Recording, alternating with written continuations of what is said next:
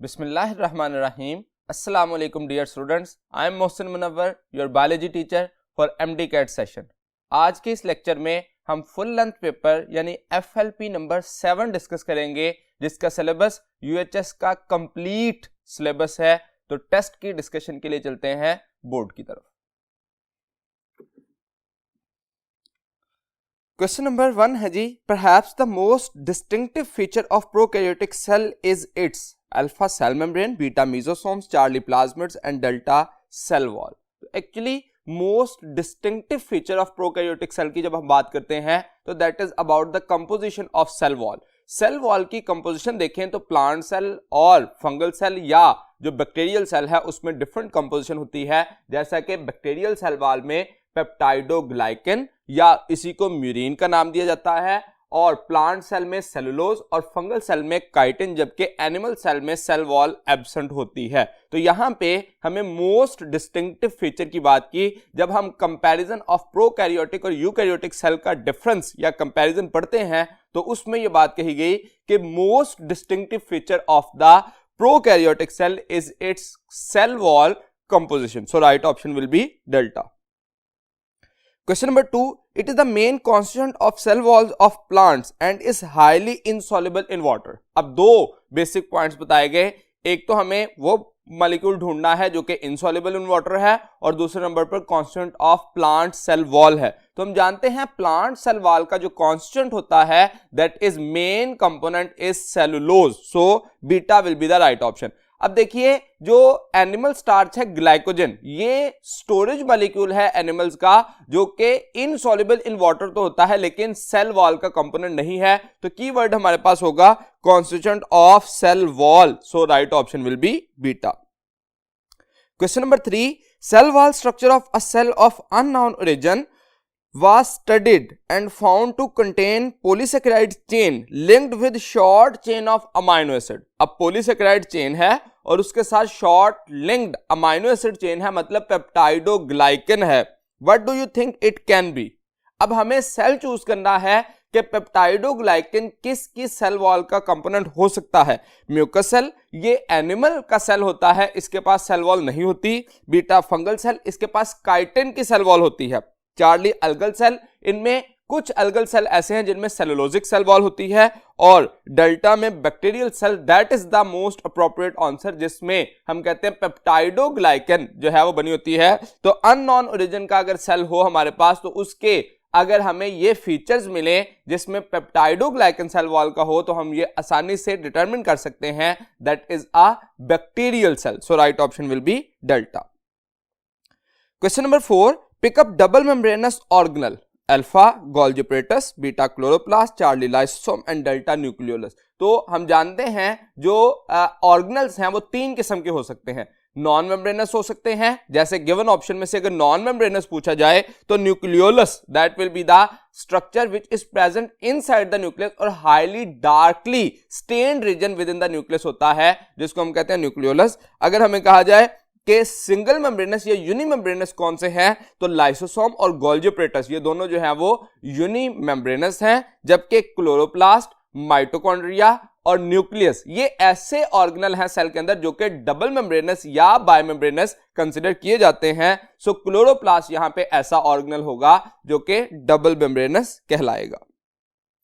Question number 5, cell recycle their dead parts with the help of. अब recycling of dead part का मतलब कि हम सेल के अंदर मटेरियल को रिसाइकल करें, मतलब उसको इनगल्फ किया जाए, उसको स्मॉलर सिंपलर सब्सटेंसेस में कन्वर्ट किया जाए और दोबारा से उसको सेल की रीयूटिलाइजेशन के लिए इस्तेमाल किया जा सके। तो उसके लिए कौन सा ऑर्गेनल हो सकता है? सेंट्रियोल। सेंट्रियोल एज सच ये काम नहीं करते। सेंट्रियोल का काम पर्टिकुलरली स्पिंडल फाइबर फॉर्मेशन के लिए या सेल डिवीजन के दौरान अपना रोल प्ले करना है। बीटा ऑप्शन देखिए लाइसोसोम। तो लाइसोसोम एक्चुअली लफ्जी मतलब इनका होता है स्प्लिटिंग बॉडीज। ये फैगोसिटिक एक्टिविटी करते हैं या ऑटोफैगोसोम्स बनाते हैं, जिस वजह से हम ये कहते हैं ये सेल के अंदर रिसाइकलिंग के प्रोसेस को जो है वो मेंटेन कर रहे होते हैं। Charlie vacuole. वैक्यूल जो है इसका बेसिक फंक्शन क्या होता है? Storage of water inside the cell. ये इसका जो बुनियादी काम है वो क्या है? That is responsible to increase the size of the cell. Without diluting cells cytoplasm, cell के साइटोप्लाज्म को डाइल्यूट किए बगैर सेल का जो साइज है उसको इंक्रीज करने की कैपेसिटी रखता है। और डेल्टा में गोल्गी एपरेटस इसका मेन फंक्शन सेल सिक्रीशन है। सो यहां पे जो क्वेश्चन में पूछा गया cell recycling their dead part, तो उसके लिए हम ऑप्शन जो है वो लाइसोसोम को मोस्ट अप्रोप्रिएट कंसीडर करेंगे। Question number 6, dash and dash have same number of chromosomes. अब नंबर ऑफ क्रोमोसोम किसी भी स्पीशी की यूनिक आइडेंटिटी होती है। किसी भी जो स्पीशी के अंदर जो इंडिविजुअल्स मौजूद होते हैं, नॉर्मल इंडिविजुअल में नंबर ऑफ क्रोमोसोम्स कांस्टेंट रहते हैं। जैसे ह्यूमन के केस में हम कहते हैं all somatic cells of human which are diploid contain 46 number of chromosomes, जबकि अगर हम हैप्लॉइड सेल की बात करें तो उसमें 1 सेट यानी कि 23 क्रोमोसोम्स मौजूद होते हैं। अब यहां पे कहा गया कौन से इंडिविजुअल ऐसे हैं जिनमें नंबर ऑफ क्रोमोसोम्स सेम होते हैं। अल्फा में देखिए मैन, चिंपैंजी, तो मैन में हम जानते हैं नंबर ऑफ क्रोमोसोम कितने होते हैं 46 और चिंपैंजी में 48 क्रोमोसोम है, इसलिए ये बात ठीक नहीं है। बीटा मैन, पोटैटो, अब पोटैटो के अंदर 48 क्रोमोसोम है, चार्ली में चिंपैंजी एंड पोटैटो, तो ये मोस्ट अप्रोप्रिएट आंसर है क्योंकि चिंपैंजी में और पोटैटो में नंबर ऑफ क्रोमोसोम जो है वो सेम है, उनकी तादाद जो है वो सेम होती है। Both contain 48 number of chromosome in their diploid cells. Question number 7. Acyl glycerols like fats and oils are esters formed by condensation reaction between alpha fatty acid and water. अब condensation का मतलब होता है removal of water molecule. अब जो esterification का process होता है एस्टर फॉर्मेशन बाय कंडेंसेशन। अब एस्टर बनने के लिए हम कहते हैं एसिड और अल्कोहल का जब रिएक्शन होगा तो उसकी वजह से वाटर का मॉलिक्यूल रिलीज होगा जिससे एस्टेरिफिकेशन होगी या एस्टर फॉर्मेशन होगी। अब एसिड और अल्कोहल इन गिवन ऑप्शन में से कौन कौन से हैं? अगर आप बीटा ऑप्शन देखिए फैटी एसिड एंड ग्लूकोज। अब ग्लूकोज अल्कोहलिक नेचर है लेकिन क्वेश्चन में acyl glycerol like fats, acyl glycerol में हम जानते हैं ग्लिसरॉल प्लस फैटी एसिड जो है वो यूज होते हैं, एज सच ग्लूकोज इस्तेमाल नहीं होता। तो 4D ऑप्शन देखिए fatty acid and alcohol. Alcohol एक जनरल वर्ड है जो कि एसाइल ग्लिसरॉल उसकी एग्जांपल है, इसलिए इस ऑप्शन को हम ज्यादा बेहतर ऑप्शन जो है वो कंसीडर करेंगे। डेल्टा ऑप्शन में देखिए फैटी एसिड एंड फॉस्फेट, तो फैटी एसिड जो है वो भी एसिड है और फॉस्फेट वो भी एसिडिक ग्रुप रखता है, तो एसिड और एसिड का लिंकेज नहीं होता बल्कि एसिड एंड अल्कोहल का लिंकेज होता है। So right option will be Charlie. Question number 8, it is a stored food material in bacteria, fungi and animals. अब स्टोरेज कार्बोहाइड्रेट में से कौन सा है? Alpha starch. अब स्टार्च एक स्टोरेज कार्बोहाइड्रेट है लेकिन प्लांट सेल का है ना कि एनिमल सेल का, इसलिए यह गलत हो जाएगा। बीटा माल्टोज, माल्टोज एक कार्बोहाइड्रेट है लेकिन वो स्टोरेज नहीं है बल्कि ग्लाइकोजन की ब्रेकडाउन की वजह से जो है वो माल्टोज, और माल्टोज से फिर ग्लूकोज की फॉर्मेशन की जाती है। चार्ली ऑप्शन में देखिए glycogen, glycogen is also named as animal starch. ये एनिमल्स और इसके साथ साथ फंजाई और बैक्टीरिया के अंदर एज अ स्टोर्ड कार्बोहाइड्रेट के तौर पर, जो कि सोर्स ऑफ एनर्जी के लिए स्टोरेज कार्बोहाइड्रेट के तौर पर काम करता है। So right option will be Charlie. Delta जो है cellulose, that is a structural component जो कि सेल वॉल का कांस्टेंट होता है, ये स्टोरेज कार्बोहाइड्रेट नहीं है। क्वेश्चन नंबर 9 देखिए, pick up the correct statement. हमें करेक्ट ऑप्शन को चूज करना है। अल्फा ऑप्शन देखिए palmitic acid is much more soluble in organic solvent than butyric acid. हमने ये बात पढ़ी थी कि जो जैसे जैसे कार्बन के नंबर इंक्रीज होते हैं तो सॉल्युबिलिटी इंक्रीज होती जाती है ऑर्गेनिक सॉल्वेंट में। अब ब्यूटारिक एसिड के पास 4 कार्बन है और पामिटिक एसिड के पास 16 कार्बन है, इसका मतलब पामिटिक एसिड जो है ज्यादा नंबर ऑफ कार्बन रखता है, इसलिए सॉल्युबिलिटी क्या होती जाएगी? इंक्रीज होती जाएगी। जबकि बीटा ऑप्शन देखिए butyric acid is much more soluble, तो ब्यूटारिक एसिड जो है उसके पास कार्बन कम है, ये ऑपोजिट स्टेटमेंट होगी इसलिए ये गलत है। Charlie, the melting point of palmitic acid is lower than that of butyric acid. अब जैसे जैसे सॉल्युबिलिटी इंक्रीज होती है मेल्टिंग पॉइंट भी इंक्रीज होता है, इसका मतलब melting point of palmitic acid is higher than that of butyric acid होता तो यह बात ठीक होती, लोअर है इसलिए चार्ली ऑप्शन भी गलत हो गई। Delta, palmitic acid is unsaturated, ये पॉइंट भी गलत है। Palmitic acid is saturated molecule and butyric acid is also saturated molecule. जो हमारी बुक में एग्जांपल्स दी गई हैं उनमें से सिर्फ ओलिक एसिड ऐसा है जो कि अनसैचुरेटेड फैटी एसिड कंसिडर किया जाता है, बाकी तमाम ब्यूटारिक एसिड, पामिटिक एसिड या एसिटिक एसिड जो है ये सैचुरेटेड फैटी एसिड की एग्जांपल है। Question number 10, which one of the following is the formula structure of D alpha glucose. अब गिवन ऑप्शन में आप देखिए तो कुछ डायग्राम जो है वो शो की गई हैं, इनमें से जो राइट ऑप्शन है वो ये अल्फा ऑप्शन में शो किया गया। अब इसमें हम डी ग्लूकोज और एल ग्लूकोज सबसे पहले ये कैसे चूज करते हैं, जब स्ट्रेट चेन होती है तो उसमें हम डी और L glucose position of hydroxyl group की बेस पे के राइट साइड पे है या लेफ्ट साइड पे है उस बुनियाद पे करते हैं। जब रिंग फॉर्मेशन हो जाती है तो जब हाइड्रोक्सिल ग्रुप जो है वो डाउनवर्ड हो एक्सेप्ट कार्बन नंबर 3, ये कहलाता है डी ग्लूकोज, और अगर हाइड्रोक्सिल ग्रुप जो है वो अपरवर्ड हो एक्सेप्ट कार्बन नंबर 3 तो उसको हम कहते हैं एल ग्लूकोज। सबसे पहले तो क्योंकि हाइड्रोक्सिल जो है कार्बन नंबर 2 का और 3 का ये डाउनवर्ड है, सबसे पहले तो ये बात हो गई। अब दूसरे नंबर पे हम अल्फा और बीटा चूज करते हैं कार्बन नंबर 1 की बेस पे। अब देखिए जब स्ट्रेट चेन थी तो कार्बन नंबर 1 के पास हाइड्रोक्सिल था ही नहीं बल्कि C डबल बॉन्ड OH था, इस वजह से हाइड्रोक्सिल की पोजीशन यहां पे मेंशन नहीं की जा सकती थी, क्योंकि जिस वक्त रिंग फॉर्मेशन हुई जबकि एक्वस सॉल्यूशन में रिंग बनाता है जो कि पायरॉन लाइक रिंग जो है वो फॉर्मेशन होती है, तो उस दौरानिये में हम देखते हैं कि कार्बन नंबर 1 पे हाइड्रोक्सिल ग्रुप आ जाता है। अब इसको याद रखने का आसान तरीन तरीका क्या है, एक तो यह है कि अगर हाइड्रोक्सिल की पोजीशन बाकी हाइड्रोक्सिल की तरह हो एक्सेप्ट कार्बन नंबर 3, देखिए कार्बन नंबर 2 में भी हाइड्रोक्सिल डाउनवर्ड है, कार्बन नंबर 4 में भी हाइड्रोक्सिल डाउनवर्ड है, तो इसका मतलब यह हुआ कि हाइड्रोक्सिल क्योंकि डाउनवर्ड है सब में तो ये अल्फा है, और अगर हाइड्रोक्सिल की पोजीशन कार्बन नंबर 3 के अकॉर्डिंग हो अपवर्ड ऑपोजिट हो तो इसका मतलब ये बीटा है। पहली बात तो ये। दूसरे नंबर पे हम देख के आसानी से जज करने का हमारे पास मेथड क्या होता है, हम देखते हैं कार्बन नंबर 1 और कार्बन नंबर 6।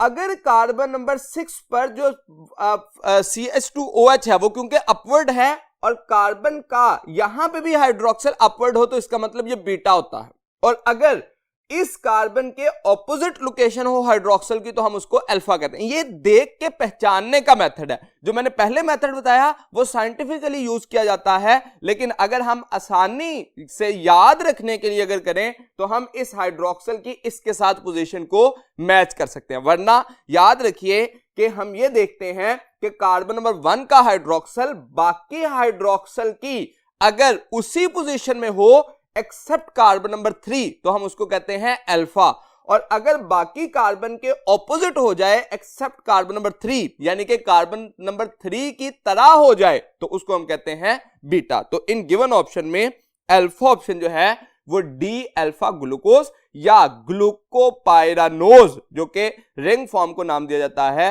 राइट ऑप्शन है।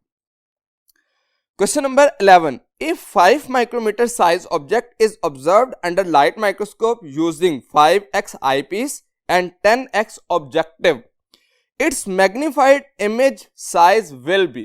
अब हमें तीन जो चीजें हैं हम जानते हैं, लाइट माइक्रोस्कोप की मैग्निफिकेशन को डिटरमिन करने के लिए हम करते हैं multiplication of eyepiece with objective length.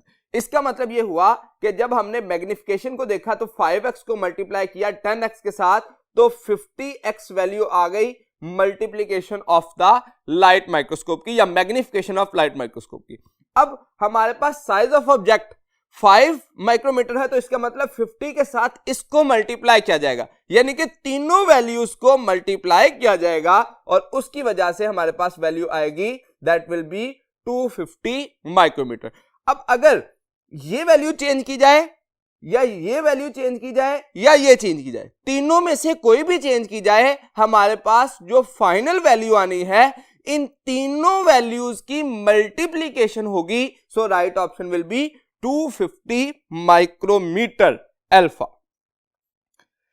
Question number 12, lipid metabolism is the function of alpha ribosome. Ribosome protein synthesis में इन्वॉल्व होते हैं, लिपिड मेटाबॉलिज्म में नहीं। बीटा पेरोक्सिसोम ये ऑक्सीडेशन के प्रोसेस में इन्वॉल्व हो रहे होते हैं, इसलिए ये भी नहीं है।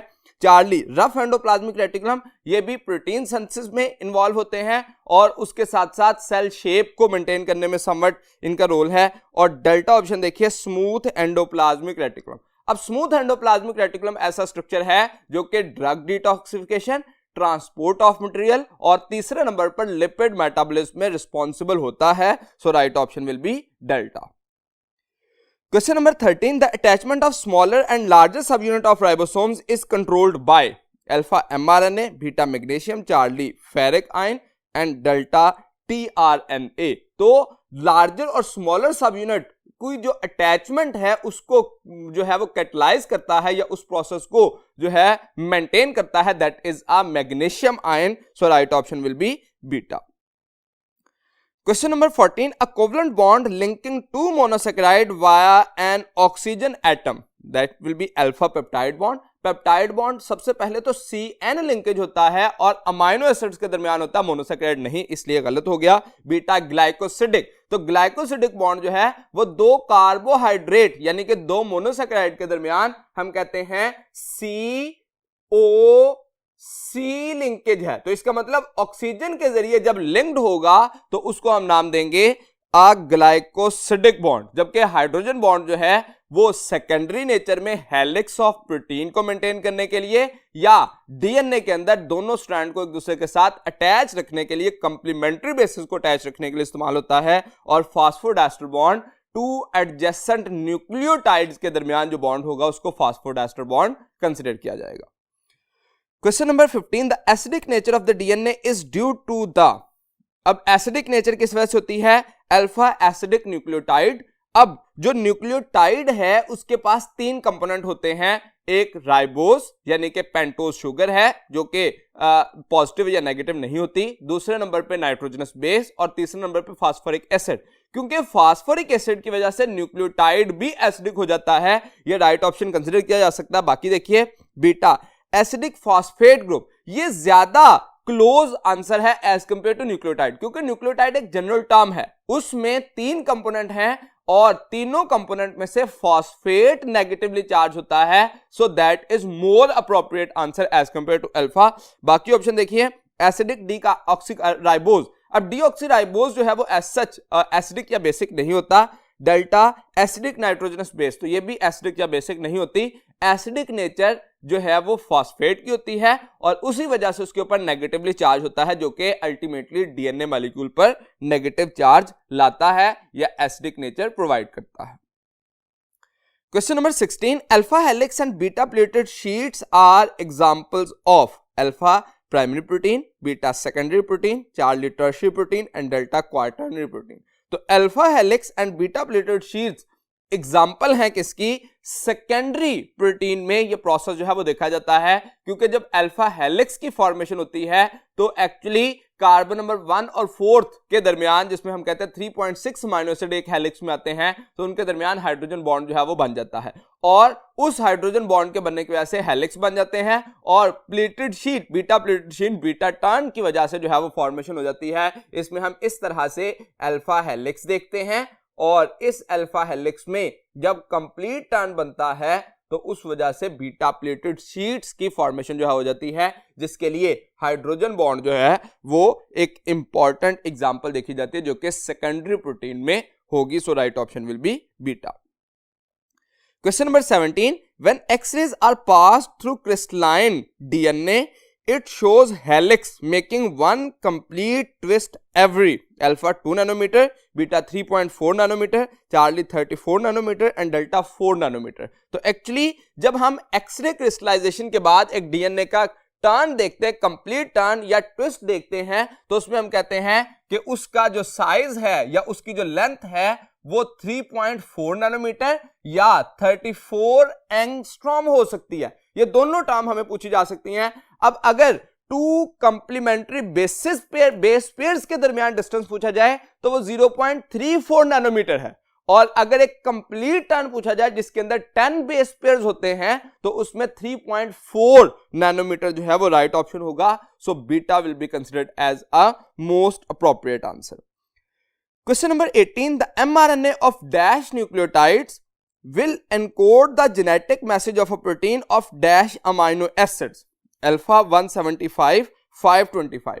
अब क्वेश्चन को जरा अंडरस्टैंड कीजिए। क्वेश्चन में बात क्या पूछी गई है कि हमारे पास कितने न्यूक्लियोटाइड होने चाहिए एक अमाइनो एसिड को कोड करने के लिए। हम जानते हैं 3 न्यूक्लियोटाइड जो हैं वो एक कोडॉन बनाते हैं जो कि एक अमाइनो एसिड को कोड करते हैं। अब अगर इसी रेशियो में देखें, सिंगल अमाइनो एसिड कोड हो रहा है कोडॉन से जिसके पास 3 न्यूक्लियोटाइड होने चाहिए, और 3 न्यूक्लियोटाइड अगर एक अमाइनो एसिड के लिए है तो 175 अमाइनो एसिड के लिए जो थ्योरेटिकल जो न्यूक्लियोटाइड का सीक्वेंस है वो कितना होना चाहिए, that will be 175 will be multiplied with 3 to get the 525 nucleotide. तो इसका मतलब 525 nucleotide will encode the genetic message of protein of 175 amino acid. तो गिवन ऑप्शन में से डेल्टा में सीक्वेंस ठीक लिखा गया है क्योंकि पहले न्यूक्लियोटाइड लिखा गया है तो 525 होने चाहिए और बाद में अमाइनो एसिड है जो कि 175 अमाइनो एसिड जो है वो कोड करेंगे। So 175 amino acid are coded by 525 nucleotide. Delta will be the right option. Question number 19. The property of water due to which it works as a temperature stabilizer and hence protect living organisms from sudden thermal changes is called alpha heat specific of vaporization। अब sudden thermal change से जो protect करता है वो heat capacity of water है या specific high capacity of heat या हम कह सकें कि specific heat capacity of water, that will be the right option. उसके मुकाबले में बाकी आप देखें कि जो सॉल्वेंट नेचर है, पोलर नेचर है, ये ऐसा सडन थर्मल चेंज से जो है वो प्रोटेक्ट नहीं करते। सो राइट ऑप्शन होगा beta, high specific heat capacity of water जिसको हम कह सकते हैं। सो beta will be the right option. Question number 20. Which one of the following is the optimum pH of pancreatic lipase enzyme? Alpha 7.60, beta 8.0, Charlie 9.00 and delta 9.70। अब ये हमारे book में एक ऑप्टिमम पीएच का टेबल दिया गया जिसमें से किसी भी एंजाइम से रिलेटेड जो है वो हमें पूछा जा सकता है कि इसकी ऑप्टिमम पीएच क्या है। यहां से 2-3 वे में क्वेश्चन पूछा जा सकता है। एक तो पूछा जा सकता है कि गिवन ऑप्शन में से highly acidic pH optimum pH कौन रखता है, इसी तरह से हाईली बेसिक ऑप्टिमम पीएच कौन रखता है, या हमें कहा जा सकता है कि न्यूट्रल पीएच पे कौन सा काम करता है, या स्पेसिफिकली पीएच देकर एंजाइम का नाम पूछा जा सकता है, या एंजाइम का नेम देकर पीएच जो है वो पूछी जा सकती है। तो ये डिफरेंट वेज हैं इस पार्ट में से क्वेश्चन पूछने के। तो यहां पे पैंक्रियाटिक लाइपेज के बारे में पूछा गया है। So delta will be the right option. Question number 21. Which one is an example of nucleotide? अब अल्फा ऑप्शन में देखिए एडिनोसिन। एडिनोसिन जो है ये एक न्यूक्लियोसाइड है। बीटा एटीपी एडिनोसिन ट्राइफॉस्फेट ये एक न्यूक्लियोटाइड है। चार्ली में गवानिन ये एक नाइट्रोजनस बेस है और डेल्टा में एनएडी निकोटिनामाइड एडेनिन डाइन्यूक्लियोटाइड। अब ये न्यूक्लियोटाइड नहीं है, डाइन्यूक्लियोटाइड है। अब क्वेश्चन में हमें कहा गया which one is an example of a nucleotide. एक न्यूक्लियोटाइड की एग्जांपल कौन सी है, या हमें कहा जा सकता है मोनोन्यूक्लियोटाइड चूज करें। तो एटीपी ट्राइफॉस्फेट तो रखता है लेकिन सिंगल न्यूक्लियोटाइड है, ये कंफ्यूज नहीं होना इससे। ट्राइफॉस्फेट का मतलब है 3 फॉस्फेट होना। एक न्यूक्लियोटाइड जो है वो मोनोफॉस्फेट के साथ भी हो सकता है, डाइफॉस्फेट के साथ भी और ट्राइफॉस्फेट के साथ। लेकिन डाइन्यूक्लियोटाइड का मतलब है 2 न्यूक्लियोटाइड जो है वो फॉस्फोडाइस्टर लिंकेज के जरिए एक दूसरे के साथ अटैच हों। सो NAD इज अ डाइन्यूक्लियोटाइड और ATP इज अ मोनोन्यूक्लियोटाइड या single nucleotide. So right option will be beta.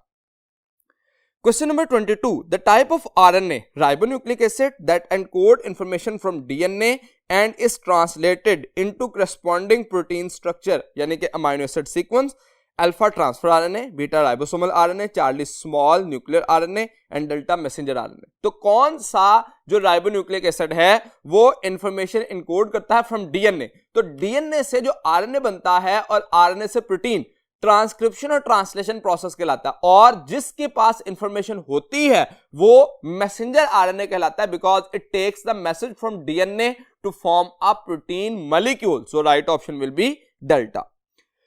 Question number 23. Name the inhibitors which can be neutralised by adding more substrate. Alpha irreversible inhibitors, beta permanent inhibitors, Charlie non competitive inhibitors and delta reversible inhibitors. तो अब यहां पे देखिए हमें question जो है वो पूछा गया है कि कौन सा इनहिबिटर जो है वो रिस्पॉन्सिबल होता है फॉर पर्टिकुलर प्रोसेस जो कि increasing the concentration of substrate से रिमूव किया जा सके। तो उसके लिए हम कहते हैं that is a reversible inhibitor. ऐसा इनहिबिटर होता है जिसको कंसंट्रेशन ऑफ सबस्ट्रेट जब बढ़ाते हैं तो रिमूव किया जा सकता है। So right option will be delta. जबकि नॉन कंपेटिटिव ठीक हो सकता है अगर रिवर्सिबल इनहिबिटर की ऑप्शन ना हो, क्योंकि जो रिवर्सिबल इनहिबिटर है वो दो तरह के हो सकते हैं, नॉन कंपेटिटिव या competitive inhibitor. So right option will be delta. Question number 24. Michelson and Stahl transferred few bacteria grown in N15 medium to N14 medium for replicating their DNA. What would be the result after 2 rounds of replication? Alpha 100% hybrid duplex. अब अगर मैं इस point को देखूं तो N15 medium में थे, उनको ग्रो किया N14 में। जब फर्स्ट राउंड ऑफ रेप्लिकेशन होगा तो एक पेरेंटल स्ट्रैंड होगा और एक न्यू स्ट्रैंड बनेगा जिसको हम डॉटर स्ट्रैंड कहेंगे। तो इसका मतलब फर्स्ट राउंड ऑफ रेप्लिकेशन के बाद 100% हाइब्रिड होंगे। अगर क्वेश्चन में हमें पूछा जाता कि after first round of replication तो अल्फा राइट ऑप्शन होता, beta 100% heavy duplex. 100% heavy duplex कब होंगे? बिफोर फर्स्ट राउंड ये 100% हैवी डुप्लेक्स थे। Charlie option 50% hybrid duplex and 50% heavy duplex. अब 50% हाइब्रिड और 50% हाइब्रिड जो हाइब्रिड है वो नहीं बन सकते। वाई? बिकॉज हैवी डुप्लेक्स जो है उन्होंने ओपन अप होना था और एक उसके साथ लाइट डुप्लेक्स जो है ये लाइट चेन आना जरूरी थी ताकि हाइब्रिड डुप्लेक्स बनते, इसलिए चार्ली नहीं हो सकता। और डेल्टा में 50% hybrid duplex and 50% light duplex. अब फर्स्ट राउंड ऑफ रेप्लिकेशन के बाद 100% हाइब्रिड बन गए, लेकिन जब सेकंड राउंड होगा तो अब एक्चुअली एक ये चेन जो है इससे सेपरेट हुई और एक न्यू स्ट्रैंड बन गया, इससे ये सेपरेट हुई और उसके साथ न्यू स्ट्रैंड बन गया। तो इसका मतलब एक हाइब्रिड बना और एक लाइट, इससे भी एक लाइट बना एक हाइब्रिड। इसका मतलब 50% चार अगर स्ट्रैंड बने हैं, चार डुप्लेक्स बने हैं तो 2 हाइब्रिड बनेंगे और 2 लाइट डुप्लेक्स बनेंगे। तो इसका मतलब 50% रेशियो जो है वो कंसीडर की जाएगी। सो गिवन ऑप्शन में से राइट होगी delta. Question number 25. A specialized non-transcribed structure that cap each end of chromosome is called. अब नॉन ट्रांसक्राइब्ड है और कैप पर मौजूद है, यानी कि एंड पर मौजूद है, टेल पर मौजूद है। So right option will be telomere. ये टेलोमर की डेफिनेशन है। So right is the delta. Question number 26. The 2 strands of the DNA molecules are alpha parallel and complementary. Parallel नहीं होते, एंटी पैरेलल होते हैं। बीटा ऑप्शन में anti parallel and complementary, that is the suitable option. बाकी option देखिए उसमें क्या गलती है। Charlie parallel and non complementary, ये टोटली ऑपोजिट है। पैरेलल नहीं होने चाहिए, एंटी पैरेलल होने चाहिए। एक 5 प्राइम टू 3 प्राइम है और दूसरा 3 प्राइम टू 5 प्राइम होना चाहिए, एंटी पैरेलल। और कंप्लीमेंट्री होने का मतलब क्या है कि एडेनिन के सामने हमेशा थायमिन आए, ग्वानिन के सामने हमेशा साइटोसिन आए, जिनके दरमियान हाइड्रोजन बॉन्ड के जरिए डुप्लेक्स जो है वो डबल हेलिकल स्ट्रक्चर बनाएगा। और डेल्टा में एंटी पैरेलल नॉन कंप्लीमेंट्री, ये भी गलत होगा। So right option will be beta. Question number 27. The separation of sister chromatids occurs at alpha prophase, beta metaphase, Charlie anaphase and delta telophase. तो separation of sister chromatids किस वक्त हो रही होती है? एनाफेज पे, क्योंकि एनाफेज के टाइम पर जो सेंट्रोमर है वहां से सिस्टर क्रोमेटिड टूटते हैं, सेपरेट होते हैं और सेपरेशन के बाद ऑपोजिट पोल की तरफ मूव करते हैं। Now each chromatid will behave as a chromosome, जिस वजह से हम कहते हैं anaphase is the most critical phase of dividing phase या डिवीजन फेज या एम फेज, क्योंकि यहां पे सेपरेशन होना होती है और इक्वल डिस्ट्रीब्यूशन ऑफ क्रोमोसोम होनी होती है 2 डिफरेंट डॉटर्ड सेल्स में। So right option will be Charlie. Question number 28. Synthesis of microtubules increases in alpha M phase, beta S phase, Charlie G1 phase and delta G2 phase. अब जो G1 phase है उसके अंदर हम कहते हैं cell size grow करता है। अपेरेंटली ये बेसिक एक्टिविटी होती है और उसके साथ साथ कुछ एंजाइम जो है वो सिंथेसाइज होते हैं। बीटा में देखिए एस फेज सिंथेसिस फेज है जिसमें सिर्फ डिवीजन ऑफ या सिंथेसिस ऑफ डीएनए हम कहते हैं, जिसमें डुप्लीकेशन ऑफ क्रोमोसोम होना होती है, इसीलिए उसको सिंथेसिस कहा जाता है। और G2 फेज जो है वो प्री माइटोटिक फेज या प्री एम फेज कंसीडर किया जाता है, जिसमें माइक्रोट्यूब्यूल्स जो हैं उनको सिंथेसाइज किया जाता है या अकोमुलेट किया जाता है ताकि नेक्स्ट जो एम फेज होगा उसमें स्पिंडल फाइबर्स की फॉर्मेशन की जा सके। So right option will be delta. Question number 29. all enzymes are alpha fibrous protein, beta low molecular weight protein, Charlie lipoprotein and delta globular protein. So that is a very simple question कि जो enzyme की nature है वो हमेशा globular protein होती है. So right option will be delta. Question number 30. 3 nucleotide sequence in the tRNA molecule that is complementary to 3 bases of an amino acid specifying codon in messenger RNA is called. अब जो nucleotide का sequence tRNA पर मौजूद होता है जो कि complementary होगा एमआरएनए के सीक्वेंस के, तो एमआरएनए पर कोडॉन होता है और टीआरएनए पर एंटी कोडॉन होता है. So right option will be delta. उसके मुकाबले में लोकस देखिए तो ये पोजीशन ऑफ द जीन है और कोड जो है वो जो न्यूक्लियोटाइड का सीक्वेंस होता है कंप्लीट उसको कोड कहा जाता है और कोडॉन 3 न्यूक्लियोटाइड का सीक्वेंस जो कि एक अमीनो एसिड को कोड करने की कैपेसिटी रखे उसको कोडॉन का नाम दिया जाता है. So right option will be delta. Question number 31. Pick up the longest phase of human cell cycle. Alpha G1 phase, beta S phase, Charlie G2 phase and delta M phase. तो longest phase की जब हम बात करेंगे तो that will be S phase जो कि 10 hours का होता है. उसके मुकाबले में जब हम G1 फेज कहते हैं तो ये सेकंड लॉन्गेस्ट फेज है जो कि ऑलमोस्ट 9 आवर्स का है और जो शॉर्टेस्ट फेज है वो M फेज है जो कि 30 मिनट्स का है और G2 फेज जो है वो इंटरफेज का शॉर्टेस्ट फेज होगा जो कि 4.5 आवर्स पर मुश्तमिल होता है. सो गिवन ऑप्शन में से बीटा मोस्ट सुटेबल ऑप्शन है. Question number 32. The viruses can reproduce alpha without invading any cell. अब वायरस जो है वो हमेशा होस्ट सेल एक्वायर करते हैं जिसमें उनको डिवीजन के लिए उनका होस्ट मेटाबॉलिक मशीनरी रिक्वायर्ड होती है. सो अल्फा गलत है. बीटा में बैक्टीरियल सेल, तो बैक्टीरियल सेल होस्ट सेल हो सकता है इसलिए ठीक है. चार्ली बाय माइटोसिस और डेल्टा बाय मियोसिस, तो इनमें डिवीजन माइटोसिस और मियोसिस के जरिए नहीं होती क्योंकि इनको होस्ट सेल की मेटाबॉलिक मशीनरी को इस्तेमाल करके अपने डीएनए को रेप्लिकेट करना होता है, इसलिए जो बीटा है that is most suitable option.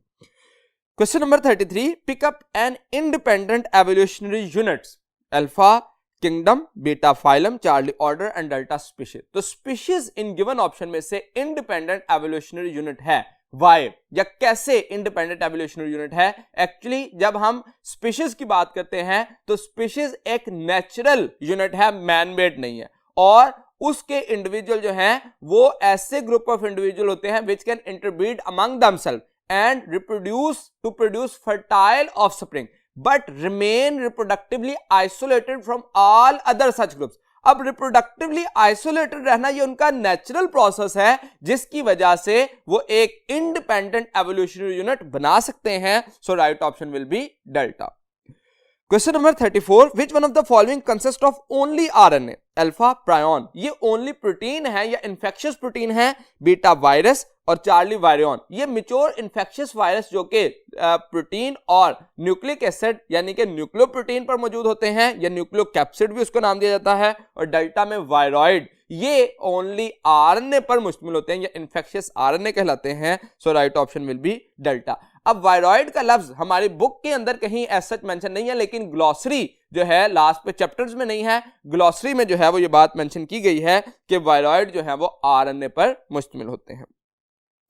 Question number 35. Glycerate 3-phosphate in the presence of ATP and reduced NADP from light dependent stage is reduced to alpha 3 carbon compound, beta ribulose bisphosphate जो कि 5 carbon compound है, Charlie 3 carbon compound and delta 4 carbon compound and delta 6 carbon compound. अब Charlie में 4 carbon दे दिया गया, delta में 6 है और जो बीटा में 5 और अल्फा में 3 कार्बन कंपाउंड. तो अगर आप केल्विन साइकिल का प्रोसेस देखें तो उसमें हम जानते हैं ग्लिसरेट 3 फॉस्फेट को ग्लिसरैल्डिहाइड 3 फॉस्फेट में कन्वर्ट किया जाता है जिसके जरिए प्रोसेस जो है वो क्या कहलाता है, रिडक्शन, जो कि second phase of Calvin cycle है. तो इस रिडक्शन के प्रोसेस के लिए NADPH और ATP के मॉलिक्यूल जो है वो रिक्वायर्ड होते हैं. So right option will be alpha. Question number 36. In cyclic phosphorylation, the product is alpha ATP and oxygen. अब cyclic phosphorylation में ऑक्सीजन as such प्रोड्यूस नहीं होती.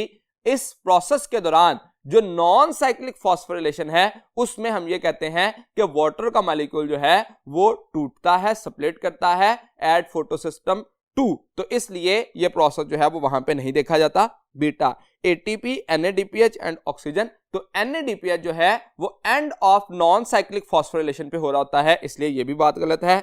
चार्ली 2 ATP एंड 2 NADPH, तो NADPH की फॉर्मेशन साइक्लिक में नहीं होती और डेल्टा में ATP। अब देखिए जो साइक्लिक फॉस्फोरिलेशन है वो हमेशा नॉन साइक्लिक की कन्वर्जन है, और क्यों कन्वर्जन है नॉन साइक्लिक की साइक्लिक में? जब सेल को एटीपी डेफिशिएंसी हो जाए और एटीपी के मॉलिक्यूल को बनाना चाह रहा हो, तो उस वक्त पे सेल जो है वो अपने पास ये प्रोसेस जो है वो करता है, और इसीलिए इसको कंसीडर किया जाता है कि only ATP will be produced at the time of cyclic phosphorylation. So right option will be delta. Question number 37, graph which shows effectiveness of absorbed light is called. अब इफेक्टिवनेस की बात की गई तो इफेक्टिवनेस जो है वो एक्शन स्पेक्ट्रम में आती है। अगर रिलेटिव अब्जॉर्प्शन ऑफ लाइट की बात की जाए तो अब्जॉर्प्शन स्पेक्ट्रम है, लेकिन जब अब्सॉर्ब्ड लाइट की इफेक्टिवनेस, उसका जो इफेक्ट है देखा जाए कि फोटोसिंथेटिक प्रोडक्ट कितनी बनी है, तो वो कहलाएगा action spectrum. So right option will be delta. Question number 38, in chemiosmosis the proton hydrogen, जिसको आयन कह सकते हैं, pumps moves from alpha stroma to lumen, beta stroma to cytoplasm, charlie lumen to stroma. तो ये जो है वो most suitable option है ल्यूमन, यानी कि जो space between two membranes of chloroplast है उसको ल्यूमन फ्री स्पेस को कहा जाता है, और ल्यूमन से स्ट्रोमा की तरफ प्रोटॉन को पंप किया जाता है, जिसके जरिए एटीपी के मॉलिक्यूल जो है वो प्रोड्यूस होते हैं, और इसमें एटीपीएज जो है वो एंजाइम इस्तेमाल होता है जिसके जरिए एटीपी को प्रोड्यूस किया जाता है। So right option will be Charlie lumen to stroma. Question number 39, in recent research indicates that more than dash compounds of tar of tobacco smoke are involved in causing cancer। तो ये हमारी book की line है जिसमें हम कहते हैं more than 10 compounds of tar जो है वो इन्वॉल्व होते हैं जो कि कैंसर काज कर सकते हैं। So right option will be delta.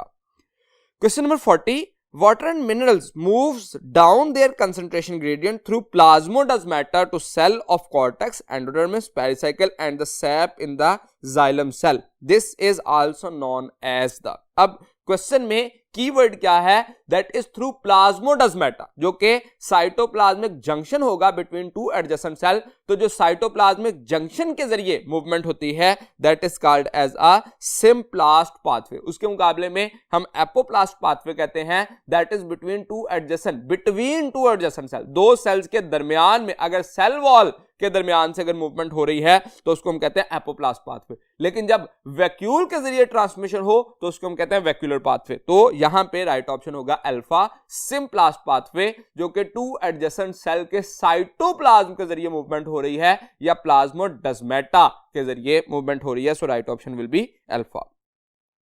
Question number 41, functional group of chlorophyll A is. अब क्लोरोफिल ए या क्लोरोफिल बी का जो मॉलिक्यूलर फार्मूला है वो C55H72O5N4Mg है। अब H72O5N4Mg जो है उसमें हम कहते हैं CH3 और CHO का डिफरेंस होता है। CH3 का मॉलिक्यूल होता है in case of chlorophyll A, और उसको रिप्लेस किया जाता है CHO के साथ in case of chlorophyll B. तो इसका मतलब बाकी सारा फार्मूला सेम रहता है, लेकिन CH3 जब आ जाता है तो हम कंसीडर करते हैं chlorophyll A. So right option will be alpha. जब CHO आ जाएगा तो वो क्लोरोफिल बी का फंक्शनल ग्रुप कंसीडर किया जाएगा, क्योंकि CH3 रिप्लेस करता है CHO को। Question number 42, how many molecules of ATP would be utilized for phosphorylation of one glucose molecule during the first step of glycolysis? Alpha 2, beta 4, Charlie 1 and delta 3। अब question में हमें कहा गया glycolysis का जो फर्स्ट स्टेप है, तो first step के अंदर एक एटीपी का मॉलिक्यूल यूज होता है जिसके जरिए ग्लूकोज 6 फॉस्फेट में कन्वर्ट हो जाता है। हम जानते हैं ग्लाइकोलाइसिस जब कंप्लीट होती है तो उसमें 2 मॉलिक्यूल यूटिलाइज होते हैं और 4 एटीपी मॉलिक्यूल प्रोड्यूस होते हैं, जिसलिए नेट प्रोडक्ट ऑफ एटीपी जो है वो 2 कंसीडर की जाती है। लेकिन यहां पे क्वेश्चन 1 ग्लूकोज मॉलिक्यूल की जो फॉस्फोराइलेशन है वो कही गई एट फर्स्ट स्टेप। तो फर्स्ट स्टेप पर एक एटीपी यूज होता है, उसके बाद थर्ड स्टेप पर सेकंड एटीपी यूज होता है, जिसके जरिए फ्रुक्टोज 6 फॉस्फेट जो है वो फ्रुक्टोज 1,6 बिस फॉस्फेट में कन्वर्ट होता है। So right option will be 1 Charlie। Question number 43, the opening of larynx is called alpha nostril, beta nares, charlie glottis and delta epiglottis. तो जो ग्लोटिस है ये ओपनिंग कहलाती है और उसकी जो कवरिंग है वो कहलाती है epiglottis. So right option will be Charlie. Question number 44, pure water has maximum water potential which by definition is. Pure water का जो वाटर पोटेंशियल है वो 0 होता है और जैसे जैसे वाटर पोटेंशियल इंक्रीज करता जाता है that will becomes negative. So right option होगा beta, that will be called as 0। Question number 45, low partial pressure of oxygen in tissues favours the dash of oxyhaemoglobin. Alpha dissociation, beta formation, Charlie stability and delta transformation. जैसे जैसे oxygen का partial pressure बढ़ेगा तो association या formation of oxyhaemoglobin जो है वो बढ़ेगी। जब पार्शियल प्रेशर ऑफ ऑक्सीजन कम हो रहा है, जैसे हम कहें एल्वुलर जो टिश्यू है उसमें पार्शियल प्रेशर मैक्सिमम होता है, एसोसिएशन मैक्सिमम होती है, ऑक्सीहीमोग्लोबिन की फॉर्मेशन मैक्सिमम होती है। जैसे जैसे वहां से वो ऑक्सीहीमोग्लोबिन टिश्यू की तरफ मूव करती जाती है तो टिश्यू पे जाके जो कि ऑक्सीजन का पार्शियल प्रेशर कम हो जाता है तो डिसोसिएशन स्टार्ट हो जाती है और वहां पे कार्बन डाइऑक्साइड कंसंट्रेशन ज्यादा होने की वजह से कार्बोक्सी हीमोग्लोबिन की फॉर्मेशन बढ़ जाती है। So right option will be alpha, dissociation of oxy haemoglobin हो जाएगी लोअर पार्शियल प्रेशर पे। Question number 46, the right atrioventricular valve is called. Alpha tricuspid valve, इसी को जो right side of the heart पर होता है उसको ट्राइकस्पिड का नाम ही दिया जाता है, यानी कि 3 कस्प होते हैं उसमें, बीटा में बाइकस्पिड। ये लेफ्ट एट्रियोवेंट्रिकुलर वॉल्व होता है और चार्ली में सेमिल्यूनर वॉल्व कहा गया जो कि वेंट्रिकल को एओर्टा के साथ या पल्मोनरी आर्टरी के साथ जो है वो जोड़ने के लिए सेमिल्यूनर वॉल्व जो है वो इस्तेमाल होता है। और डेल्टा मिट्रल वॉल्व ये एक सेकंड नेम है बाइकस्पिड वॉल्व का। सो राइट ऑप्शन होगा alpha. Question number 47, identify the a granulocyte. Alpha neutrophil, beta basophil, Charlie monocyte and delta eosinophil. तो ऐसा सेल हमने चूज करना है लिम्फोसाइट, जो हमारे पास व्हाइट ब्लड सेल है वो 2 तरह के हो सकते हैं, ए ग्रेन्युलोसाइट या ग्रेन्युलोसाइट। तो हम जानते हैं जो ग्रेन्युलोसाइट है वो 3 किस्म के हो सकते हैं, न्यूट्रोफिल जिसके लिए हमने कीवर्ड कहा था NEB। अब NEB जो है वो हम कीवर्ड चूज करते हैं किसके लिए, दैट इज फॉर ग्रेन्युलोसाइट, जिसको हम नैब, ये नैब NAB वाला नहीं है बल्कि NEB हमने एक शॉर्ट टर्म में याद रखने के लिए इसको यूज किया। और जो ए ग्रेन्युलोसाइट है उसके लिए हम ML जो है वो चूज करते हैं जो कि एक दूसरे के ऑपोजिट है। जैसे नैब जो है वो PMLN के ऑपोजिट है, यहां पे हम नैब को ML के ऑपोजिट कंसीडर कर रहे हैं, मतलब ग्रेन्युलोसाइट जो है वो ए ग्रेन्युलोसाइट के लिए कंसीडर कर रहे हैं। ये मैंने एक जो है वो मजाक में बात कही, एज सच हम इसको वो उसमें कंसीडर नहीं करेंगे, पॉलिटिकल पॉइंट नहीं कर रहे।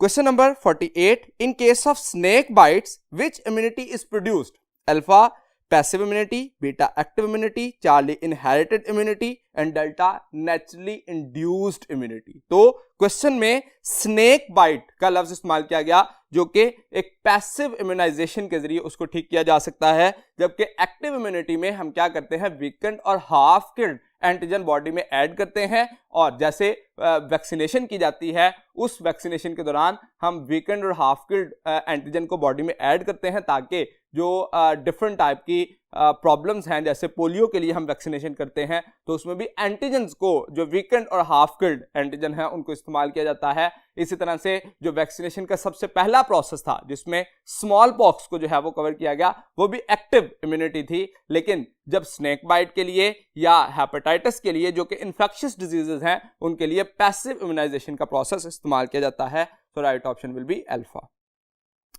Question number 49, cell mediated immune response is given by alpha T lymphocytes, beta B lymphocyte. अब टी लिम्फोसाइट जो है वो सेल मीडिएटेड रिस्पॉन्स देते हैं क्योंकि वो डायरेक्टली इन्वॉल्व होते हैं, जैसे जो ऑर्गन ट्रांसप्लांट किया होता है उसको भी डायरेक्टली डिस्ट्रॉय करने की कैपेसिटी रखते हैं, तो वो सेल मीडिएटेड रिस्पॉन्स है। लेकिन जब बी लिम्फोसाइट करेंगे तो बी लिम्फोसाइट जो है वो रिकॉग्नाइज करेंगे एंटीजन को और प्लाज्मा क्लोन्स बनाएंगे और उन प्लाज्मा क्लोन से फर्दर जो स्ट्रक्चर बनेगा that will be called as a antibody जो कि ह्यूमोरल रिस्पॉन्स जो है वो देते हैं। सो राइट ऑप्शन होगा अल्फा।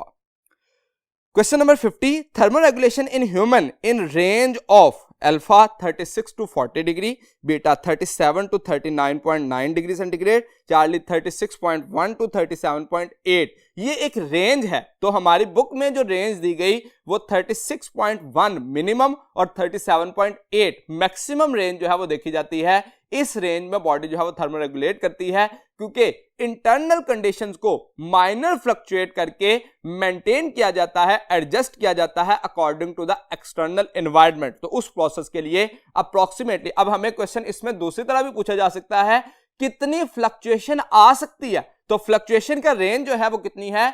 1.7 degree centigrade approximately. 36.1 से 37.8 में अगर आप रेंज देखें तो वो 1.7 डिग्री की फ्लक्चुएशन आ सकती है इंटरनल एनवायरनमेंट में to maintain the body temperature या homeostasis. So right option will be Charlie.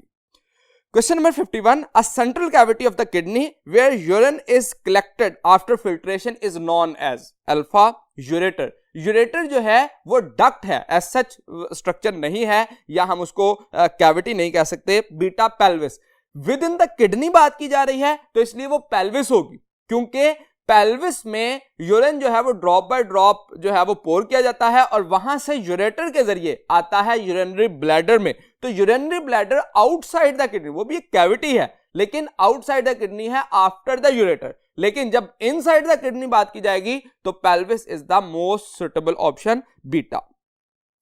Question number 52. During muscle contraction कौन सा इवेंट होता है और कौन सा नहीं होता? ऑप्शन देखिए, अल्फा मायोसिन फिलामेंट शॉर्टन। अब फिलामेंट एज सच शॉर्टन नहीं होते, बल्कि बैंड शॉर्टन या अनअफेक्टेड हो सकते हैं। यह बात याद रखिए, फिलामेंट का साइज वही रहेगा लेकिन बैंड का साइज जो है या बैंड की जो नेचर है वो चेंज हो सकती है, इसलिए यहां पे फिलामेंट दिया गया, गलत है बात। बीटा ऑप्शन देखिए, G line disappear. G line come closer to each other, वो डिसअपियर नहीं हो सकती बल्कि एक दूसरे के करीब आ जाती है, ये भी गलत हो गई। चार्ली एक्टिन फिलामेंट शॉर्टन, तो जैसे मैंने पहले बात कही, filament way remains same in size, उनकी वजह से बनने वाले जो बैंड है, आई बैंड और ए बैंड, ये डिस्टर्ब हो सकते हैं। जैसे आई बैंड जो है वो शॉर्टन हो जाता है, ये रिड्यूस हो जाता है, और A band will remains unaffected, इसलिए हम जो डेल्टा ऑप्शन है उसको मोस्ट सुटेबल ऑप्शन कंसिडर करेंगे। Question number 53. sieve tube cells and companion cells communicate with each other through alpha gap junction, beta plasmodesmata, Charlie sieve pores and delta plasma lemma। तो जो दो sales एक दूसरे के साथ कम्युनिकेट करते हैं वो साइटोप्लाज्मिक जंक्शन होता है, जिसको प्लाज्मोडेस्माटा का लफ्ज इस्तेमाल किया था। उसके मुकाबले में प्लाज्मा लेमा जो है वो जनरल नेम सेल मेम्ब्रेन के लिए इस्तेमाल किया जाता है। और गैप जंक्शन एज सच जो दो सेल्स के दरमियान जंक्शन हो और साइटोप्लाज्मिक कनेक्शन ना हो, जैसे कि हम कहें दो न्यूरॉन्स के दरमियान जो जंक्शन होता है साइनैप्स बनने के लिए, उसको गैप जंक्शन कहा जा सकता है, क्योंकि साइटोप्लाज्मिक कनेक्शन नहीं है। जब साइटोप्लाज्मिक कनेक्शन बन जाएगा तो उसके लिए वर्ड इस्तेमाल करेंगे plasmodesmata. So right option will be beta. Question number 54. One complete heart beat consist of one systole and one diastole and last for about alpha 0.8 second, beta 0.2 second, Charlie 0.4 second and delta 0.5 second. तो एक heart beat जो है वो approximately 0.8 second में complete होती है। इसीलिए हम कहते हैं कि जो 1 मिनट है उसमें अप्रोक्सीमेटली 72 टाइम्स हार्ट जो है वो बीट करता है। तो अगर आप 0.8 सेकंड पे एक हार्ट बीट रखें तो 60 सेकंड जो है वो 72 टाइम्स जो है वो बीट के लिए रिक्वायर्ड होते हैं। So right option will be alpha. Question number 55. When water content in body becomes high, what will happen? अब बॉडी के अंदर वाटर कंटेंट ऑलरेडी ज्यादा है, तो इसका मतलब कंसंट्रेटेड यूरिन बनाने की जरूरत नहीं है, डाइल्यूट यूरिन जो है वो प्रोड्यूस किया जाएगा। तो ADH जो है ये कंसंट्रेटेड यूरिन बनाने के लिए रिक्वायर्ड होता है। मतलब बॉडी के अंदर अगर वाटर कंटेंट कम हो तो वाटर को कंजर्व किया जाता है bye formation of concentrated urine. तो इसका मतलब जिस वक्त वाटर कंटेंट बॉडी में कम होंगे तो उस वक्त वाटर को कंजर्व करने के लिए मैक्सिमम ADH प्रोड्यूस किया जाएगा। लेकिन जिस वक्त वाटर कंटेंट ऑलरेडी ज्यादा है तो इसका मतलब अब ADH रिक्वायर्ड नहीं है, डाइल्यूट यूरिन जो है वो प्रोड्यूस किया जा सकता है। सो अल्फा ऑप्शन देखिए, release of ADH will be inhibited. तो ये राइट ऑप्शन है, जब वाटर कंटेंट ज्यादा है तो ADH प्रोड्यूस करने की जरूरत नहीं है। बीटा में ADH will be release in large amount. अब ADH को लार्ज अमाउंट में प्रोड्यूस करने की जरूरत नहीं है क्योंकि वाटर को कंजर्व करने की भी जरूरत नहीं है। चार्ली ऑप्शन देखिए, एल्डोस्टेरोन विल बी रिलीज्ड। अब एल्डोस्टेरोन जो है वो सोडियम की रीअब्जॉर्प्शन के लिए काम कर रहा होता है, उसका एज सच वाटर के कंटेंट हाई या ज्यादा कम होने से जो है वो रोल नहीं है। क्या डेल्टा ऑप्शन देखिए, anterior pituitary will produce ADH. तो एंटीरियर पिट्यूटरी से एडीएच प्रोड्यूस नहीं होता, बल्कि एडीएच जो है वो पोस्टीरियर लोब ऑफ पिट्यूटरी से प्रोड्यूस होता है, इसलिए ये भी बात जो है वो गलत होगी। सो राइट ऑप्शन होगा release of ADH will be inhibited. Question number 56, blood passing through glomerulus is filtered into alpha glomerulus. अब ग्लोमेरुलस जो है वो नेटवर्क ऑफ कैपिलरीज है, जहां से फिल्टर्ड मटेरियल निकल के एक कैप्सूल में आएगा जिसको नाम दिया जाता है बाउमैन्स कैप्सूल। तो इसका मतलब that will be filtered into the Bowman's capsule. अगर यहां पे क्वेश्चन होता the blood passing through glomerulus is filtered by, तो बाय जो है वो हम कहते हैं ग्लोमेरुलस, क्योंकि ग्लोमेरुलस नेटवर्क ऑफ कैपिलरीज है और यहां से फिल्ट्रेशन होनी है और फिल्टर मटेरियल ने आ जाना है बाउमैन्स कैप्सूल में। So right option will be charlie. जबकि लूप ऑफ हेनले में और प्रॉक्सिमल ट्यूब में यहां पे रीअब्जॉर्प्शन होती है, फिल्ट्रेशन नहीं होती। So right option will be Charlie. Question number 57, a muscle is attached to a bone by means of. Muscle to bone attachment जो है उसके लिए हम वर्ड इस्तेमाल करते हैं टेंडन, और बोन टू बोन अटैचमेंट के लिए जो कनेक्टिव टिश्यू होता है उसको हम कहते हैं ligament. So right option will be beta. Question number 58, how many sodium ions are pumped out in response to 2 potassium ion transported into the membrane. अब ये प्रोसेस सोडियम आउटवर्ड मूवमेंट और potassium inward pumping के जरिए जब हो रहा है, तो ये रेस्टिंग मेम्ब्रेन पोटेंशियल को मेंटेन कर रहा है, जो कि सोडियम पोटेशियम पंप के जरिए होता है, और उसमें हम जानते हैं 3:2 होती है। यानी कि जब सोडियम के मॉलिक्यूल 3 मूव करेंगे तो पोटेशियम 2 जो है वो इनसाइड मूव करते हैं। So 3 sodium ions will be pumped out to get the 2 potassium ion inward या inside the neuron. So right option will be beta. Question number 59, it is an involuntary action. हमें involuntary action given option में से choose करना है reflex action. Reflex action is an involuntary action, जबकि जो eating, bathing and walking ये तीनों जो है वो वॉलंटरी एक्शन है, जो कि अंडर आवर विल है या अंडर आवर कंट्रोल है। तो इसका मतलब ये हुआ कि reflex action is an involuntary action. अब वॉकिंग दिया गया है, स्लीप वॉक नहीं, यानी कि कुछ लोग जो है वो नींद में चलते हैं, वो कंडीशन जो है वो और है, लेकिन जो जनरल हम वॉकिंग की बात करते हैं वो एक्चुअली हमारी वॉलंटरी एक्शन है। हम अपनी मर्जी से जो है वो चलते हैं, अपनी मर्जी से बात कर सकते हैं या अपनी मर्जी से ईटिंग, खाना खा सकते हैं। Question number 60, the calcium ions released during a muscle fibre contraction attach with. अब जो कैल्शियम आयन है वो किसके साथ अटैच करेगा? एक्टिन के साथ करेगा, मायोसिन के साथ करेगा, ट्रोपोमायोसिन के साथ या ट्रोपोनिन के साथ। तो थर्ड सब यूनिट ऑफ ट्रोपोनिन जो है that has the receptor to attach the calcium ion, और उस कैल्शियम आयन की अटैचमेंट की वजह से active site of actin expose होती है, जहां पे हेड ऑफ मायोसिन जो है वो क्रॉस ब्रिज बनाने की कैपेसिटी रखता है। तो इसका मतलब जो अल्फा है वो troponin, that will be the right option. Question number 61, which hormone in human body is antagonistic to insulin? Alpha thyroxine, beta cortisol, Charlie calcitonin and delta aldosterone। तो इंसुलिन का काम क्या है? ब्लड ग्लूकोज लेवल को lower करना, जबकि जो cortisol है इसका काम क्या है? ब्लड ग्लूकोज लेवल को इंक्रीज करना। तो इसका मतलब ये दोनों एक दूसरे के एंटागोनिस्टिक काम करते हैं। जो डायरेक्ट एंटागोनिस्टिक कार्य होते हैं वो इंसुलिन एंड ग्लूकागोन है, क्योंकि ग्लूकागोन यहां पे गिवन ऑप्शन में नहीं है, तो इसलिए कॉर्टिसोल जो है वो ज्यादा सुटेबल ऑप्शन कंसिडर किया जाएगा। Question number 62, a hormone that controls closure of stomata in response to water stress is alpha auxin, beta gibberellin, charlie abscisic acid and delta ethene. अब ये प्लांट हार्मोन या plant regulators में से question है, तो different function जो है वो बताए गए, जिसमें से जो opening and closure of stomata का प्रोसेस जो है उसको वाटर स्ट्रेस के दौरान जो है वो मेंटेन करता है, क्लोजर प्रोसेस को, that is called as a abscisic acid. So right option will be Charlie. Question number 63, it is a haploid structure. हमें गिवन ऑप्शन में से हैप्लॉइड सेल या स्ट्रक्चर चूज करना है। अल्फा ओगोनियम ये डिप्लॉइड है, beta spermatogonium ये भी डिप्लॉइड है, और चार्ली प्राइमरी ओसाइट। अब प्राइमरी ओसाइट जो है वो ओगोनियम की माइटोसिस से बनता है, जिसकी मियोसिस 1 की वजह से सेकेंडरी ओसाइट बनना है। तो सेकेंडरी ओसाइट या सेकेंडरी स्पर्मेटोसाइट ये ऐसे स्ट्रक्चर होंगे जो कि मियोसिस 1 की प्रोडक्ट हैं, और मियोसिस 1 की प्रोडक्ट ही एक्चुअली हैप्लॉइड कंसिडर की जाती है। So right option will be delta. Question 64, the hormone which causes ovulation is alpha progesterone, beta FSH, charlie LH and delta estrogen. तो कौन सा हार्मोन जो है ओव्यूलेशन काज करता है? तो ओव्यूलेशन जो है वो एलएच ल्यूटिनाइजिंग हार्मोन इसको नाम दिया जाता है, जो कि रिमूवल ऑफ ओवम और रिमेनिंग स्ट्रक्चर जो है वो कॉर्पस ल्यूटियम बन जाता है, जिसको रप्चर्ड फॉलिकल भी कहा जाता है। So right option will be Charlie. Question number 65, it retards abscission. Abscission का मतलब जो कि एजिंग ऑफ द लीफ है या लीफ फॉल का प्रोसेस है। एब्सिसिक का लफ्जी मतलब होता है टू कट ऑफ, यानी कि पत्ते झड़ना शुरू हो जाना, ये एब्सिशन कहलाता है। अल्फा में दिया गया इंडोल प्रोपाइनिक एसिड, ये स्ट्रक्चर जो है सिंथेटिक ऑक्सीजन है या जिसको हम कहेंगे ये कमर्शियली यूज होने वाला ऑक्सीजन है। इसी तरह से बीटा 2,4 डाइक्लोरोफिनॉक्सी एसिटिक एसिड, तो इसके लिए एक्चुअली ये कहा गया कि ये स्ट्रक्चर जो है वो सिलेक्टिव वीड किलर के तौर पर, इसी तरह से स्प्राउटिंग ऑफ पोटैटो को इनहिबिट करता है और इनहिबिशन को भी इनहिबिट करता है एब्सिशन के प्रोसेस को। इसका मतलब बीटा राइट ऑप्शन होगा। चार्ली में देखिए इंडोल एसिटिक एसिड, ये जो है वो ऑक्सीजन को ही दूसरा नाम दिया जाता है, इसका ये फंक्शन नहीं है। और डेल्टा में नेफ्थलीन एसिटिक एसिड कहा गया, इसका भी ये फंक्शन नहीं है। तो गिवन ऑप्शन में से जो फंक्शन है वो synthetic oxygen 2,4 dichlorophenoxy acetic acid का ये फंक्शन कंसीडर किया जाएगा। Question number 66, second meiotic division in oocyte is completed alpha when ovum is discharge from the ovary. तो वहां पे सेकेंडरी oocyte की फॉर्म में ही होता है और मेटाफेज 2 पर जो है वो मौजूद होता है।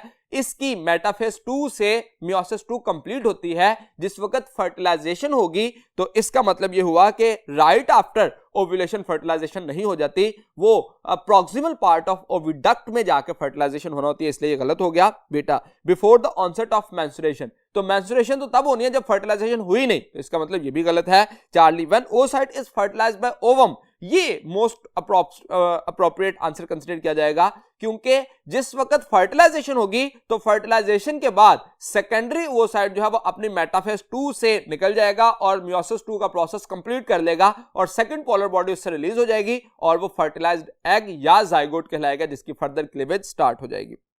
डेल्टा जस्ट बिफोर फर्टिलाइजेशन, तो जस्ट बिफोर नहीं बल्कि फर्टिलाइजेशन होने के फौरन बाद ये प्रोसेस जो है वो कंप्लीट होगा। So right option will be Charlie.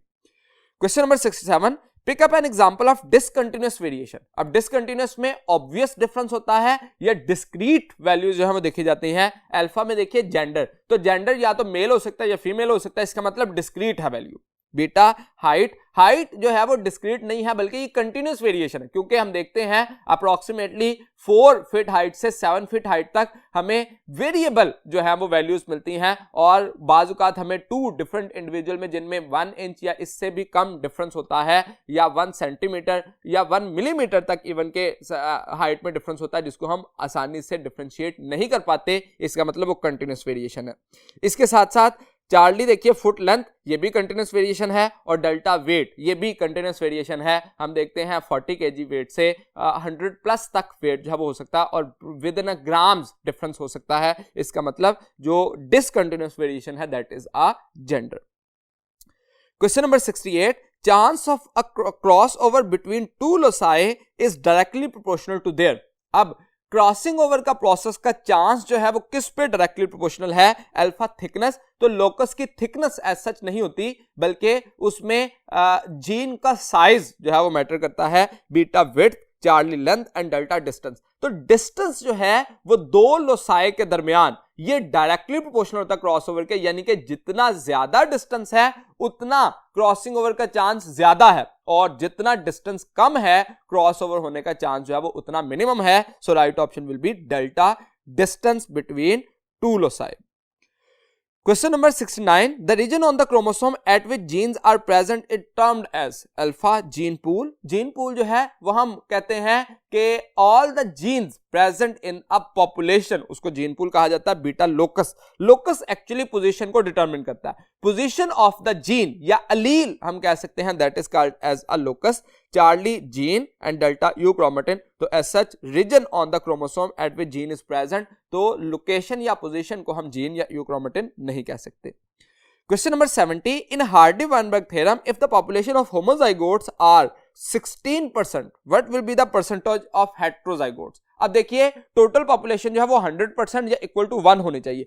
जब हम कहते हैं होमोजाइगोट तो इसमें डोमिनेंट और रिसेसिव दोनों होंगे। होमोजाइगोट की वैल्यू दे दी गई 16%।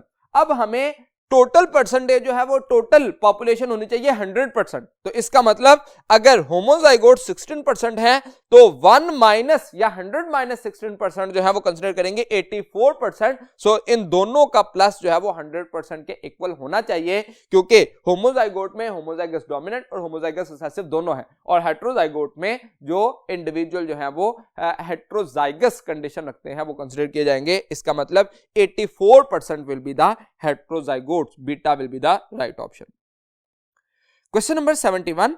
Large population size, random mating, no mutation and no emigration or immigration are postulates of alpha Hardy-Weinberg equation, beta Mendel's law of independent assortment, Charlie Mendel's law of segregation and delta theory presented by Sheldon and Schwann. अब 4 point जो हमें दिए गए, large population, random mating, no mutation and no migration. ये चारों point जो है वो कंसीडर किसमें किए जाते हैं कि अगर जो प्रोसेस है हार्डी-वेनबर्ग इक्वेशन के अकॉर्डिंग पॉपुलेशन हो, ये चारों कंडीशन जो है वो उन पे अप्लाई होना जरूरी है। So right option will be alpha. Question number 72. Greater is the number of individual in a population, more it will be resistant against alpha mutation, beta migration, Charlie genetic drift and delta selection. अब जो change in the population by chance होता है वो कहलाता है genetic drift, और genetic drift का process जितनी पॉपुलेशन साइज जो है वो लेसर होगा उसका चांस ज्यादा है। इसका मतलब अगर जो पॉपुलेशन साइज जो है वो लार्ज हो जाए तो इसका मतलब उसमें जेनेटिक ड्रिफ्ट के चांसेस जो है वो कम हो जाते हैं। So right option will be Charlie. Question number 73. Bacterial cells take up recombinant plasmid when they are treated with alpha calcium chloride, beta sodium chloride, Charlie potassium chloride and delta sodium hydroxide. तो actually calcium chloride जो है उसके साथ जो है वो recombinant DNA technology के process पे इस्तेमाल किया जाता है, जिसकी वजह से सेल्फ हीलिंग पोर जो है वो हो जाते हैं और प्लाज्मिड जो है या डीएनए इंजेक्ट हो जाता है और प्लाज्मिड के साथ वो हिस्सा बन जाता है, जिसके बाद पोर जो है वो सेल्फ हील हो सकते हैं। So right option will be alpha. Question number 74. Millions of copies of single gene is produced in a test tube, alpha asexual reproduction, beta PCR. अब टेस्ट ट्यूब जो है वो कीवर्ड है जिसमें हम मिलियंस ऑफ कॉपीज प्रोड्यूस कर सकते हैं पॉलीमरेज चेन रिएक्शन के जरिए, जो कि टेस्ट ट्यूब में होना होती है। उसके मुकाबले में चार्ली क्लोनिंग, जिसको हम जीन क्लोनिंग भी कह सकते हैं, अब जीन क्लोनिंग के प्रोसेस के लिए हमें होस्ट सेल रिक्वायर्ड होता है। ये प्रोसेस जो है वो टाइम कंज्यूमिंग होता है और एक्सपेंसिव होता है, जबकि जो पीसीआर है इससे मिलियंस ऑफ कॉपीज प्रोड्यूस की जा सकती हैं in a lesser time, quickly, और लेस एक्सपेंसिव प्रोसेस भी इसको कंसीडर किया जाता है। और डेल्टा में gene sequencing as such copies produce करने के लिए नहीं होता, बल्कि सीक्वेंस ऑफ न्यूक्लियोटाइड या number of nucleotide in a gene को कैलकुलेट करने के लिए इस्तेमाल किया जाता है। So right option will be beta. Question number 75. Dash is the first heat stable component used in PCR, यानी कि हीट इनसेंसिटिव या थर्मोस्टेबल भी उसको हम कह सकते हैं। Alpha tag isomerase, beta tag helicase, Charlie tag polymerase और डेल्टा में टैग एसएसबी। अब बाकी सारे जो हैं वो थर्मस एक्वेटिकस के यूज नहीं किए जाते। एसएच आइसोमरेज, हेलिकेज या एसएसबीपी, ये तीनों स्ट्रक्चर पीसीआर में रिक्वायर्ड ही नहीं होते। पीसीआर में सिर्फ एक ही एंजाइम रिक्वायर्ड होता है and that is a tag polymerase. Thermus aquaticus bacteria से हासिल किया जाता है, और यह बैक्टीरिया क्योंकि 120 डिग्री सेंटीग्रेड तक अप्रोक्सीमेटली सर्वाइव कर सकता है, इसलिए इसका एंजाइम जो है उसकी ऑप्टिमम पीएच भी ज्यादा होती है, इसलिए यह हीट इनसेंसिटिव या थर्मोस्टेबल एंजाइम कंसिडर किया जाता है। Question number 76. In human female the discharge of blood and cell debris is known as. अब discharge of blood and cell debris जो मेंस्ट्रुअल साइकिल के दौरान होती है, और उसमें जो मेंस्ट्रुएशन का प्रोसेस है उसको कंसीडर किया जाता है, जो कि 3 to 7 डेज तक की एक्टिविटी है, जिसमें ब्लड डिस्चार्ज होता है, उसके साथ साथ सेल डेब्रिस जो है वो रिलीज किए जाते हैं। So right option will be Charlie. Question number 77. It is mating in which an individual showing a dominant phenotype is crossed with an individual showing its recessive phenotype called alpha monohybrid cross, beta dihybrid cross, Charlie test cross and delta homozygous cross. अब वो monohybrid dihybrid cross हो सकते हैं कि हम dominant phenotype को recessive के साथ क्रॉस करें, लेकिन डोमिनेंट फिनोटाइप को रिसेसिव के साथ क्रॉस करने की जो कंडीशन है वो स्पेसिफिक होती है टेस्ट क्रॉस में, क्योंकि रिसेसिव क्रॉस को डोमिनेंट क्रॉस के साथ क्रॉस किया जाता है टू चेक द होमोजाइगोसिटी और हेटेरोजाइगोसिटी ऑफ डोमिनेंट इंडिविजुअल। इसलिए मोस्ट सुटेबल ऑप्शन यहां पे कौन सा होगा, that will be called as test cross, और डेल्टा ऑप्शन में होमोजाइगस क्रॉस कहा गया। अब इसमें हम होमोजाइगस भी हो सकते हैं और हेटेरोजाइगस भी हो सकते हैं, ये कोई कंफर्म नहीं है कि जो डोमिनेंट इंडिविजुअल थे वो सिर्फ होमोजाइगस हो, क्योंकि टेस्ट क्रॉस में हम कर ही ये रहे हैं कि होमोजाइगोसिटी या हेटेरोजाइगोसिटी जो है उसको चेक कर रहे हैं। So right option will be Charlie. Question number 78, a character determined by 3 alleles is alpha human skin colour, beta human blood group, charlie human eye colour and delta human RH factor. तो determine ऐसा character जो कि 3 allele से determine हो। हम जानते हैं कि जो जीन आए हैं उसके 3 एलील बनते हैं म्यूटेशन के जरिए, IA, IB and small i। ये 3 एलील जो हैं वो किस में बनते हैं, that are in human blood group. So right option will be beta. Question number 79, patients of cystic fibrosis produce thick mucus due to faulty. किस जगह पे फॉल्ट आता है जिस वजह से म्यूकस थिक होता है, अल्फा ट्रांसमेम्ब्रेन कैरियर। तो ट्रांसमेम्ब्रेन कैरियर में फॉल्ट आता है जिसकी वजह से क्लोराइड आयन का ट्रांसपोर्ट जो है वो नहीं हो पाता। तो इसका मतलब ये हुआ कि फॉल्ट किस में है, ट्रांसमेम्ब्रेन कैरियर में, और इसकी वजह से प्रॉब्लम क्या आती है, that is to transport of chloride ion disturb हो जाती है और म्यूकस जो है वो उसकी लेयर थिक होना शुरू हो जाती है। So right option will be alpha. Question number 80, the children suffering from SCID यानी कि severe combined immunodeficiency syndrome lack, इनमें कौन सी चीज नहीं होती, alpha ADA, beta T cells, charlie B cells and delta stem cell.